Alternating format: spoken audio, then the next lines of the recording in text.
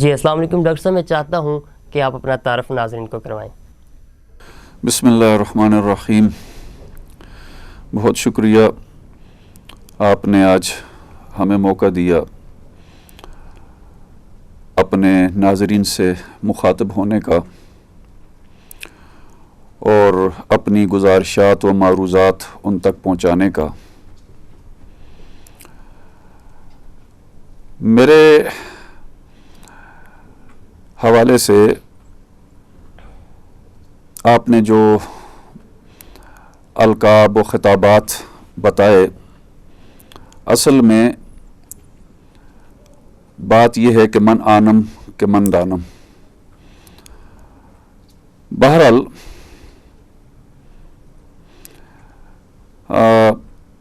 میں ابھی میٹرک کر رہا تھا، 10ویں کلاس کا طالب علم تھا، تو روحانیات سے ایسا تعلق جوڑا کہ بس پھر میں اسی طرف اپنی توجہ لے کے بیٹھ گیا۔ اس کی بنیادی وجہ گھر کا ماحول تھا۔ میرے والد صاحب محترم بہت بڑے عالم، اللہ والے اور پروفیسر تھے۔ اللہ پاک نے ان کو دینی لحاظ سے بڑا مقام عطا کیا ہوا تھا۔ میرے دادا جی محترم وہ بھی بہت بڑے عالم تھے، مفتی تھے، بڑے بڑے علماء ان کے شاگرد تھے۔ اور میرے نانا محترم وہ پاکستان کیا عالم اسلام کے ایک قابل قدر اور جانے پہچانے ناموں میں سے ایک نام ہے ان کا، حضرت مولانا غلام غوث ہزاروی رحمۃ اللہ علیہ، جو پہلے مغربی پاکستان اسمبلی کے ممبر تھے، پھر پاکستان کی قومی اسمبلی کے ممبر تھے، اور علماء کے حلقوں میں ان کو ایک درویش صفت عالم کے حوالے سے پہچانا جاتا ہے۔ تو بہرحال یہ ایک ایسا ماحول ملا کہ جس کی بنا پر میری رغبت، میری توجہ، میرا رجحان ان اعمال کی طرف زیادہ ہوتا گیا۔ اور پھر میں نے جب اپنی تعلیم جاری رکھی، آگے پڑھنے کا سلسلہ بڑھاتا گیا، تو میٹرک کے بعد مجھے مدرسے میں بھیج دیا گیا پڑھنے کے لیے، دینی علوم کے لیے۔ اچھا ڈاکٹر صاحب، آپ نے بتایا کہ بہت چھوٹی سی عمر میں میٹرک کا بچہ بہت چھوٹا ہوتا ہے، تو اس چھوٹی سی عمر میں ہی اس سے منسلک ہونا روحانیت سے، تو کیا خاص وجہ کیا تھی؟ اس کی وجہ میں نے گزارش کی کہ گھر کے ماحول میں ایسا تھا، میری دادی اماں جن سے میں نے ناظرہ قرآن پاک اور ترجمہ قرآن پاک اس وقت پڑھا تھا، تو ان کا جو سلسلہ تھا وہ روحانیت کا تقریباً اتنا تھا کہ خود فرماتی تھیں، بیٹا جب تک میری شادی نہیں ہوئی میری فرض نماز قضا نہیں ہوئی، اور جب سے میری شادی ہوئی ہے میری تہجد بھی قضا نہیں ہوئی۔ تو روزانہ 250-300 بچے بچیاں ان سے قرآن مجید پڑھنے آتے تھے، اور یہ رجحان دیکھ کر، یہ ماحول دیکھ کر مجھے بھی اس طرف کو وہ رغبت ہوتی گئی اور شوق پیدا ہوتا گیا۔ اور اسی دور میں جب میں میٹرک کر رہا تھا تو میں نے کچھ وظائف، جن کو آج کی اصطلاح میں چلہ کہتے ہیں، چلہ کشی، یہ کچھ چھوٹے چھوٹے میں نے چھپ چھپا کر کرنے شروع کر دیے تھے۔ تو پھر جب دادی اماں کو اس چیز کی اطلاع ہوئی، ان کو پتہ چلا کہ یہ پوتا میرا اس طرح سے چھپ چھپا کے کچھ سلسلے اپنے مصلے پہ بیٹھا رہتا ہے، پڑھتا رہتا ہے، تو پھر انہوں نے مجھے باقاعدہ طور پر کچھ چیزیں سکھانی شروع کر دی۔ تو جب میں مدرسے میں پڑھنے گیا تو اللہ پاک نے اساتذہ بھی ایسے عطا کیے کہ جو عالم اسلام کے نامی گرامی لوگ تھے، پہلے استاد جو مجھے وہاں جن سے مجھے سیکھنے کا، پڑھنے کا موقع ملا، حضرت مولانا قاضی شمس الدین صاحب رحمۃ اللہ علیہ، یہ دیوبند کے فاضل تھے، اور بہت ضعیف تھے. میرے نانا جی کے ہم سبق تقریباً تھے, تو میں ان کی اکثر خدمت کرتا, کپڑے وغیرہ ان کے دھو لیتا, ان کے کمرے کی صفائی کرتا, ان کے لیے کھانا وغیرہ وہ لنگر سے لے آتا تھا. تو میں نے ایک دن ان سے پوچھا کہ حضرت یہ آپ اتنا قرآن پاک تلاوت کرتے ہیں تو آپ حافظ ہیں؟ تو فرمانے لگے بیٹا میں نے 50 سال کی عمر میں قرآن پاک حفظ کیا ہے, اور وہ دن اور آج کا دن ہر روز رات کو میں 5 پارے تہجد میں پڑھتا ہوں. سبحان اللہ. تو اس طرح کے اساتذہ سے اللہ پاک نے سیکھنے کا موقع دیا. پھر میں نے سن 85 میں دورہ حدیث مکمل کیا, پھر تخصص فی الفقہ مفتی کورس کیا, پھر PhD کیا. تو کالج یونیورسٹی کے ماحول میں پڑھتے پڑھاتے رہے, مدارس کی سرپرستی بھی کرتے رہے. تو ایک عرصہ ہو گیا ہے کہ اسی طب روحانی سے وابستہ ہوئے دوست احباب, ملنے ملانے والے مختلف اپنے وہ مسائل کے حوالے سے رجوع کرتے ہیں. شفا تو اللہ تعالیٰ کے پاس ہے, اور اللہ تعالیٰ ہی وہ مشکل کشا ہے, حاجت روا ہے, اسی کے حکم سے سب کچھ ہوتا ہے. اور اسی رب کی اتاری ہوئی کتاب قرآن مجید اور اسی رب کے بھیجے ہوئے پیغمبر حضرت محمد مصطفیٰ صلی اللہ علیہ وسلم کی تعلیمات کی روشنی میں ہم لوگوں کو کچھ وظائف, کچھ عملیات, کچھ اوراد بتاتے ہیں جن سے اللہ پاک ان کو فائدہ دیتا ہے اور ان کے مسائل حل ہوتے ہیں. زیادہ تر لوگ یہ بیماریوں, امراض کے حوالے سے, جنات اور عصیب کے فتنوں کے حوالے سے, تو یا اپنی مشکلات اور پریشانیوں کے حوالے سے رجوع کرتے ہیں. تو جو ہم سمجھ سکتے ہیں یا جتنا ہم ان کو بتا سکتے ہیں یا ان کی مدد اس حوالے سے کر سکتے ہیں, تو کوشش ہوتی ہے کہ اللہ پاک خلق خدا کو فائدہ دے اور ان کے لیے آسانیاں پیدا فرمائے. ناظرین کو بتانا چاہیں کہ طب روحانی اور اسلام جو ہے تو کیا ہے یہ, اس کے حوالے سے کچھ لوگوں کو بتائیں. زعفران صاحب, گزارش یہ ہے کہ یہ آپ نے جو عنوان اس کا قائم کیا ہے طب روحانی اور اسلام, میں اس حوالے سے یہ عرض کرنا چاہوں گا, قرآن مجید کی یہ آیت بسم اللہ الرحمن الرحیم, یہ اتنی طاقتور آیت ہے. قرآن سارا طاقتور ہے, بالکل ایک ایک لفظ اتنا طاقتور ہے کہ ارض و سما اس کی سخت نہیں رکھتے برداشت کی. صحیح. فضائل کے اعتبار سے بسم اللہ الرحمن الرحیم احادیث میں جو وارد ہے, نبی اکرم صلی اللہ علیہ وآلہ وسلم نے فرمایا کہ اس میں 19 حرف ہیں, اور جہنم کے نگران 19 ہی فرشتے ہیں. علیہا 19 جہنم پر 19 فرشتے نگران ہیں, داروغے ہیں, محافظ ہیں. صحیح. تو حدیث شریف میں آتا ہے کہ جو آدمی یہ بسم اللہ الرحمن الرحیم تلاوت کرتا ہے تو اللہ پاک ان 19 فرشتوں سے جو جہنم کے نگران ہیں, داروغے ہیں, محافظ ہیں, ان سے پناہ عطا فرماتے ہیں, اور یہ اس طرح جہنم کے اس عذاب سے محفوظ ہو جاتا ہے. ایک تو یہ فضیلت ہے اس کی. دوسری بات وہ یہ ہے کہ ہمارے ایک بہت بڑے بزرگ گزرے جن کی خدمت کرنے کا مجھے بڑا موقع ملا, اور اللہ پاک نے ان کو مہربان کیا. ایک دن میں ان کی خدمت میں مصروف تھا,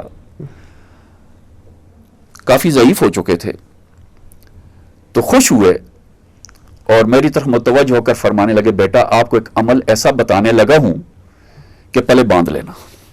اچھا. بہت فائدہ ہوگا. میں نے کہا جی حضرت بولیں, فرمائیں, ضرور بتائیں. فرمانے لگے بیٹا ہر نماز کے بعد, ہر فرض نماز کے بعد 21 بار بسم اللہ الرحمن الرحیم کو بطور وظیفہ اپنا معمول بنا لینا.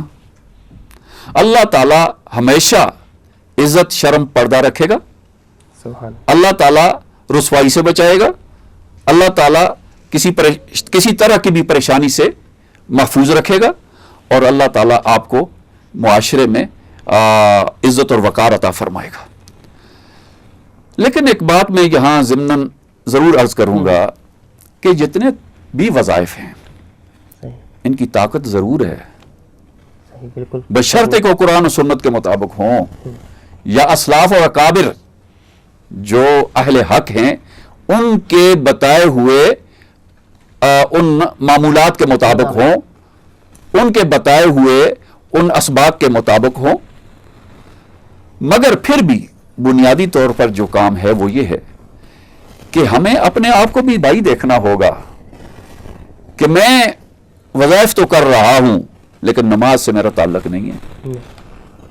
وظائف تو کر رہا ہوں، رمضان شریف کے جو فرائض ہیں ان سے میں بے خبر ہوں، میں زکوٰۃ کے معاملات سے بے خبر ہوں، میں اسی طرح قرآن کی تلاوت سے بے خبر ہوں، میں صدقات کے معاملات سے بے خبر ہوں.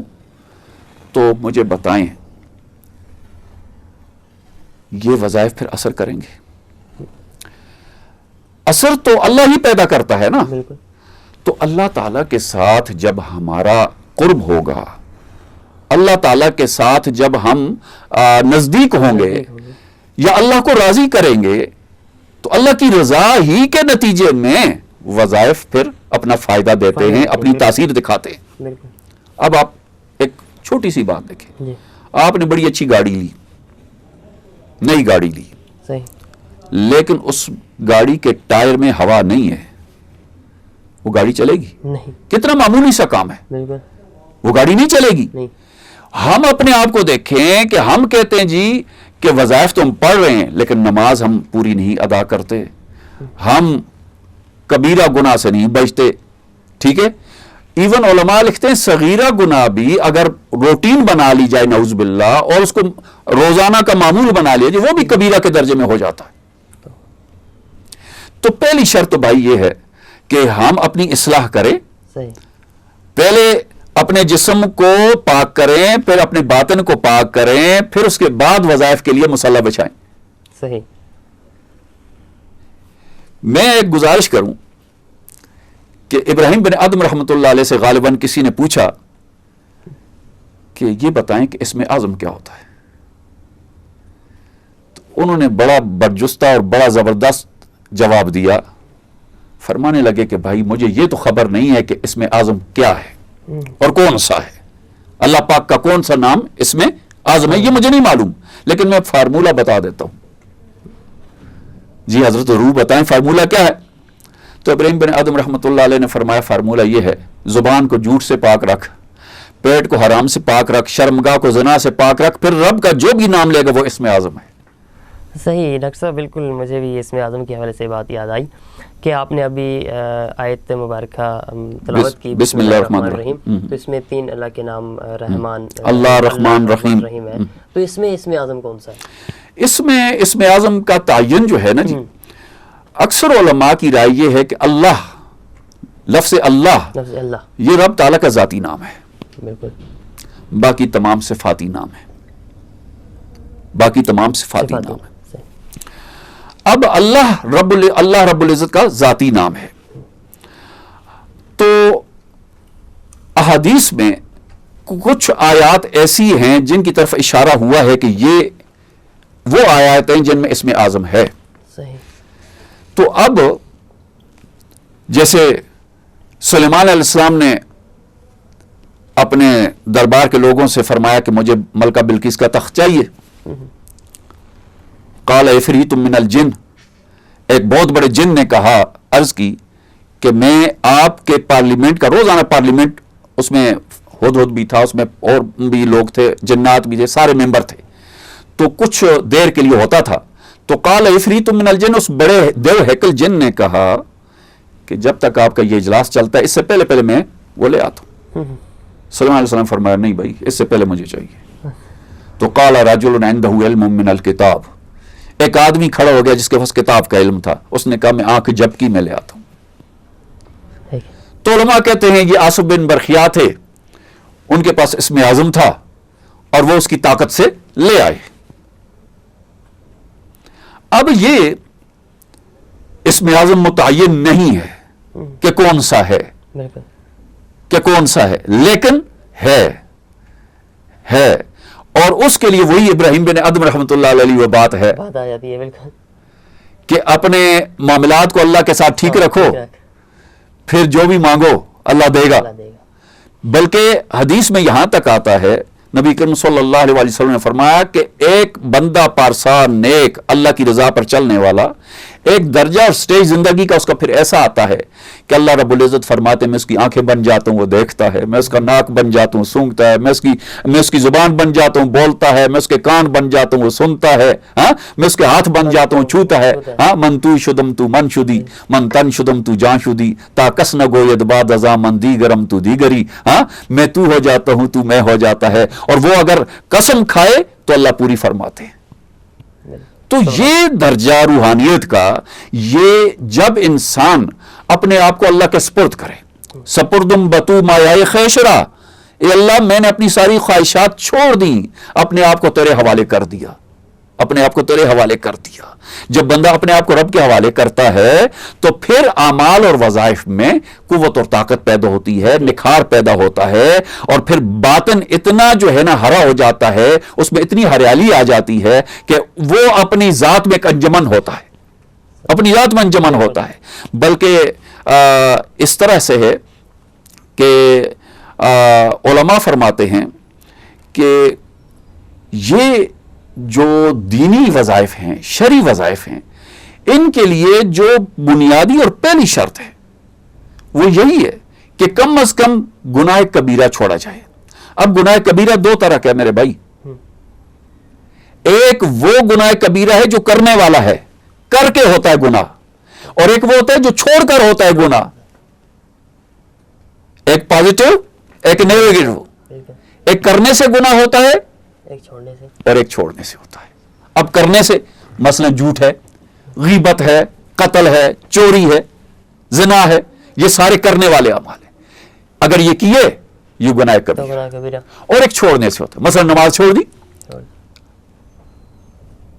نماز چھوڑ دی، ایک نماز چھوڑ دیں آپ، فرض نماز فجر کے 2 فرض ہیں آپ نے چھوڑ دیے، اور آپ ساری رات 1000 نفل پڑھ لیے آپ نے، ساری رات آپ کے 1000 نفل ان 2 فرضوں کے کروڑویں حصے کے برابر بھی نہیں ہیں۔ فرض اتنے اللہ کے ہاں قیمتی ہیں، اتنے قیمتی ہیں۔ اور اسی طرح رمضان کا روزہ ہے، حدیث شریف میں آتا ہے اگر کوئی فرض روزہ رمضان کا جان بوجھ کر چھوڑتا ہے، ساری عمر وہ لگا رہے اس کی قضا کرتا رہے، ساری عمر جتنی زندگی ہے اس کی وہ روزے ہی رکھتا رہے، روزے ہی رکھتا رہے، تو رمضان کے اس فرض روزے کے درجے کو نہیں پا سکتا۔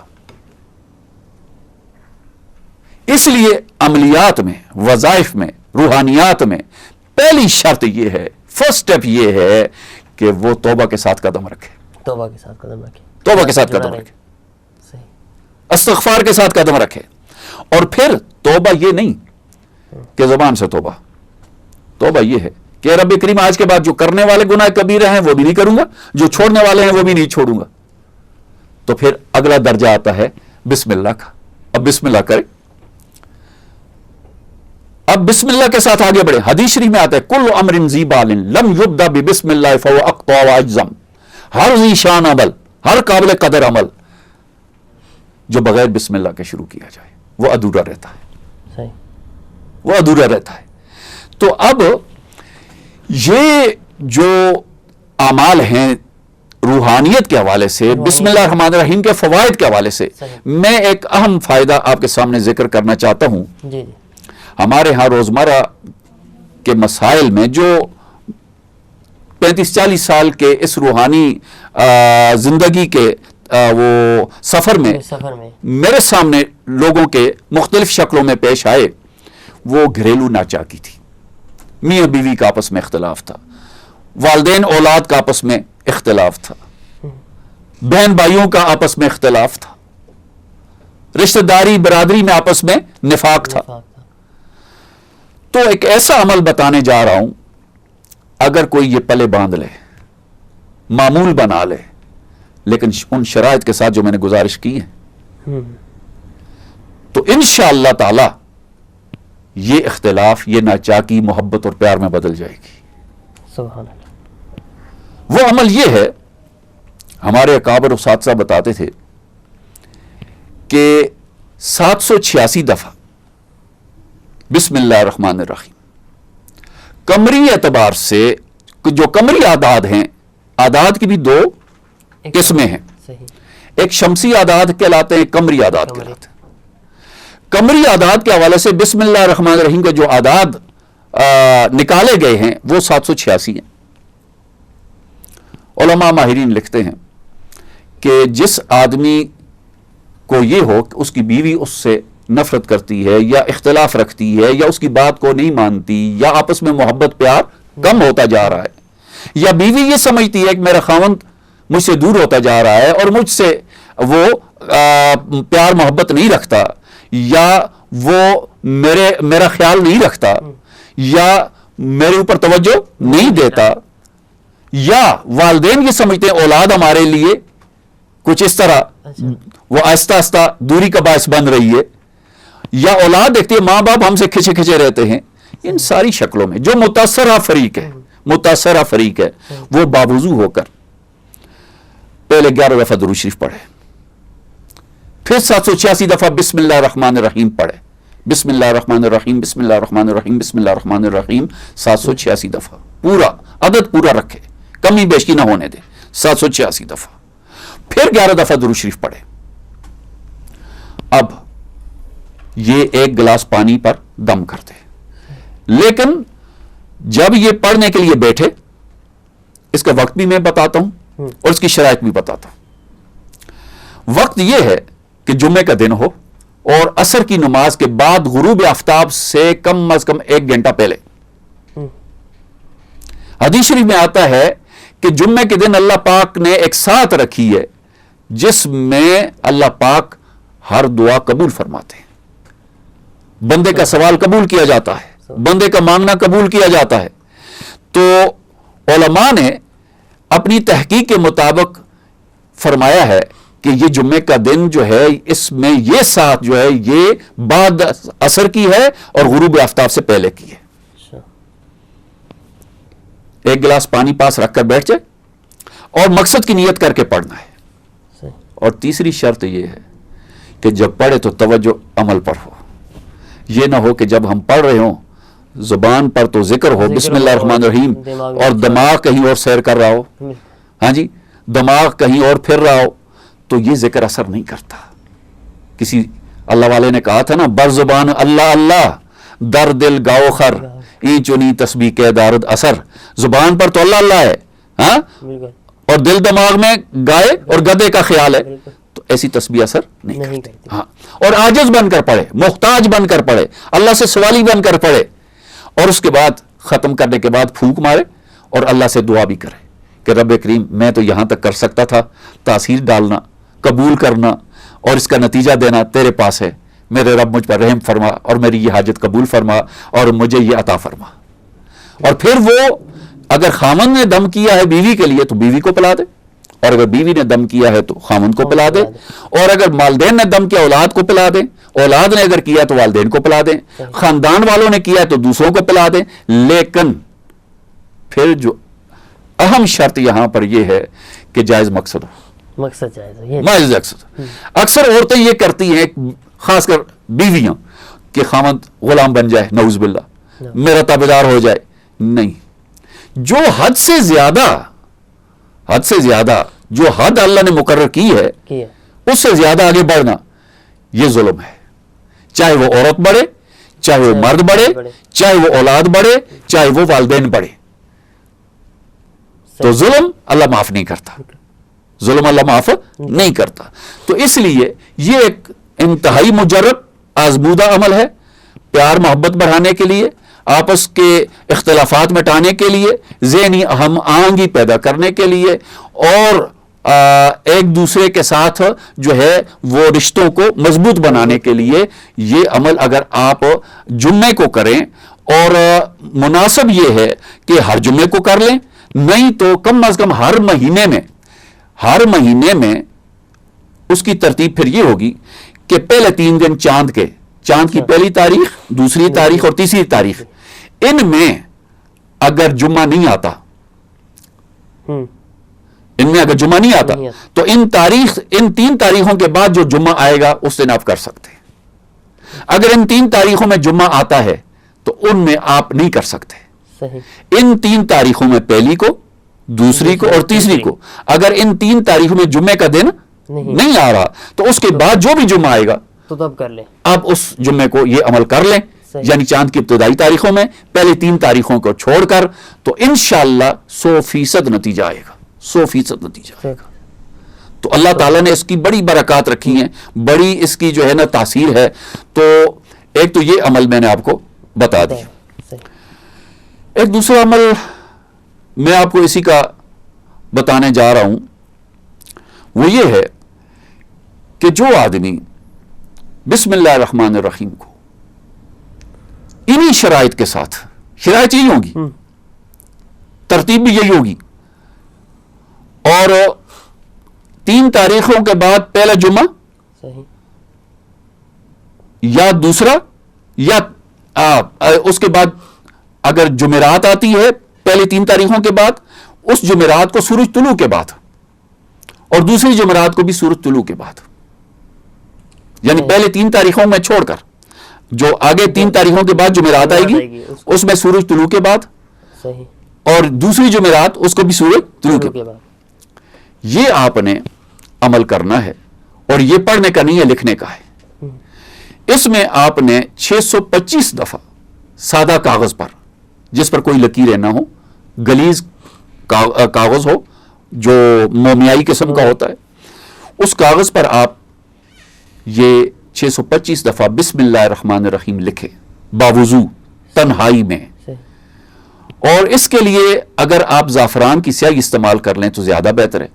اور اس کا طریقہ یہ ہے کہ آپ 3 گرام زعفران لے لیں، اور اس میں تقریباً جو ہے نا وہ 5 سے 6 بڑے چمچ عرق گلاب کے ڈالیں، اور 1 گھنٹے بعد وہ سیاہی تیار ہو جاتی ہے.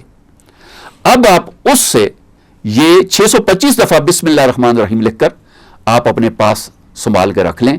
انشاءاللہ اس کی برکت سے آپ کو عزت اور وقار ملے گا، وجاہت نصیب ہوگی، اور آپ کے لیے خوشحالی کے آثار پیدا ہونے شروع ہو جائیں گے، اور پریشانیاں آہستہ آہستہ ختم ہوں گی، اور آپ کو غلبہ اور طاقت اور ہمت حاصل ہوگی، اور اللہ تعالیٰ آپ کے رکے ہوئے کام غیب سے پورا کرنے کے لیے اسباب بناتا جائے گا.